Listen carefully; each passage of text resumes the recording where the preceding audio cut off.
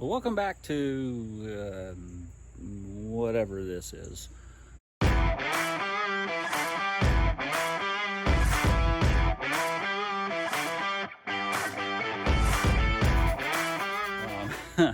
was hoping I would have some more race car footage, but it rained this weekend. We got an inch of rain Saturday and then almost 2 inches of rain yesterday, so yeah, everybody pulled the plug. And only one track running any test and tune right now on any frequency, and I don't think much of the way their manager's running the place, so I tend to not support places like that. So we'll have to figure something out to do with her car. Speaking of her car, we may have figured something out. Yeah, I know. We've heard this before, like over and over and over and over. But when I got home the last video you saw, when I left the racetrack, I was whipped. I was beat. I was defeated. It had kicked my ass. I didn't know what else to do.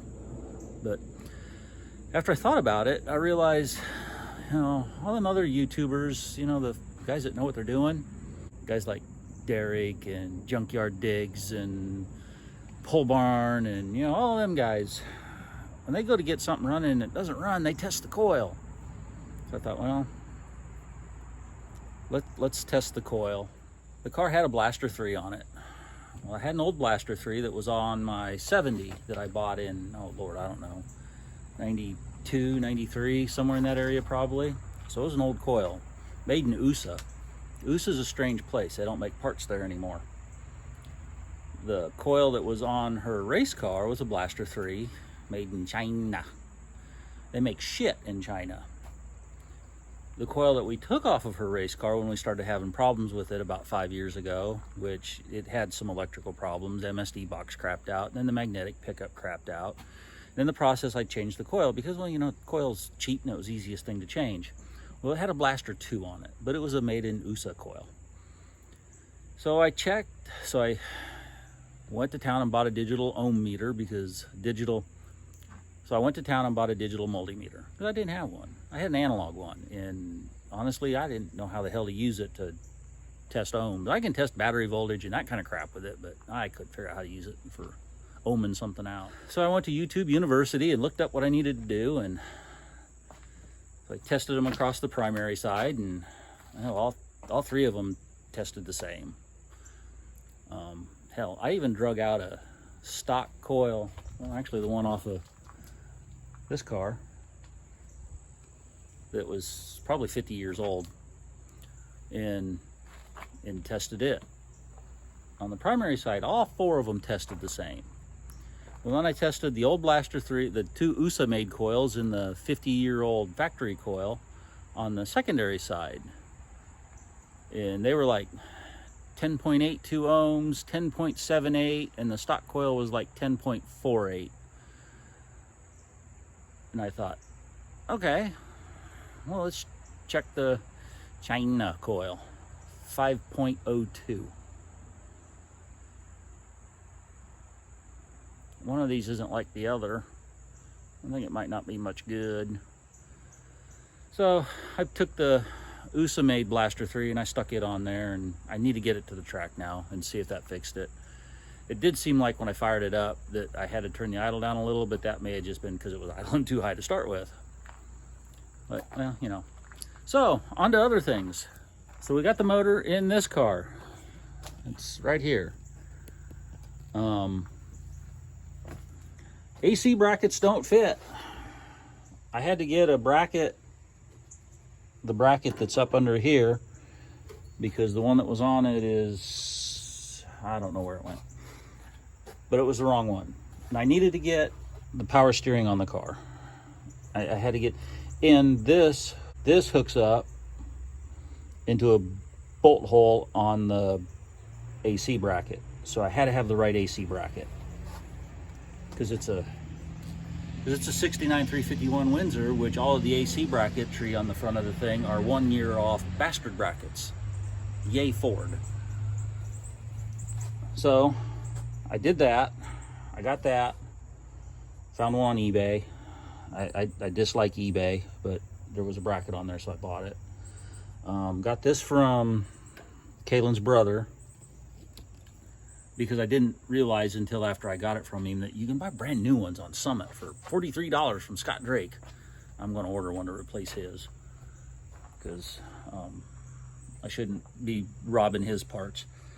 And then the brackets and pulleys, and oh yeah, and this piece is also a 1 year off thing, and this doesn't fit because as you can see here, this does not line up with this. So, but whatever, I got the power steering on it. Power steering's the important part on a car that probably weighs every bit of 3,800 pounds. So we will get some brackets. Well, not brackets. I got to change the balancer because the balancer I bought didn't have the groove on the front because it's different, and it didn't match the pulleys, and this thing might make noise in the next week, I'm hoping. I had to order a radiator because there's the radiator that came out of it. What do you think? Would you use that? I'm not using that. Ordered a 3-core aluminum radiator from Champion. It was $279. I figured, hey, why not? That's reasonable enough, given all the other money I've spent on this thing. So once it gets here, I still need to get plugs, get the distributor back in. As you can see, I mean, the headers are on, and well, the balancer's not down there right now because I pulled it off because I got to change it. But motor mounts and headers, and it's even got a carburetor on it. I spent the better part of a couple hours taking that apart and cleaning it up, putting a kit in it.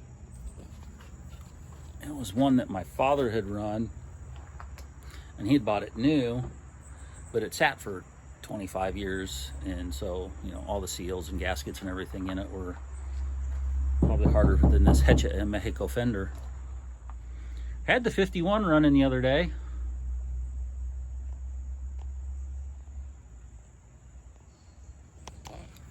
For all of about 15 minutes, and it quit running. Now it won't fire again. That car, I swear to God, is trying to kill me. The Pertronics unit went out in it last time, so I bought a new module. That damn thing's like $100 for just a module, like 89 or 99 or something, whatever. It's too much money. And this one acted the exact same way when it quit. I put points back in it, but I don't have any of the stuff to do it, and I have to buy all of it, and I hate points. But if it means it'll run and be relatively reliable, then hey, yeah, that's what we're going to do. But I can't seem to get that thing to stay running for very long. I'm clearly not any good at this getting cars running business. My race car. Oh yeah, let's talk about my race car. I went to the shop a couple weeks ago for the whole spring ordeal to have them check the valve springs from her race car, which is over there. They hadn't touched any of the stuff yet. I'm not in a hurry. I don't care. I probably won't race this year at all anyway. Last year took the wind out of my sails. I've got other stuff I want to work on, and I can't work on it if I'm spending all my time and money working on a race car. This video may be a little convoluted because I'd recorded some other stuff that I might mix in here, so yeah, that'll make it fun. Anyway, so we need to, I guess we need to get the car to the chassis dyno. I don't know what else to do with it at this point. It'd been on the dyno before, so we have numbers to go by from before. As long as we're relatively close to what it was, we'll know we're back to where it needed to be.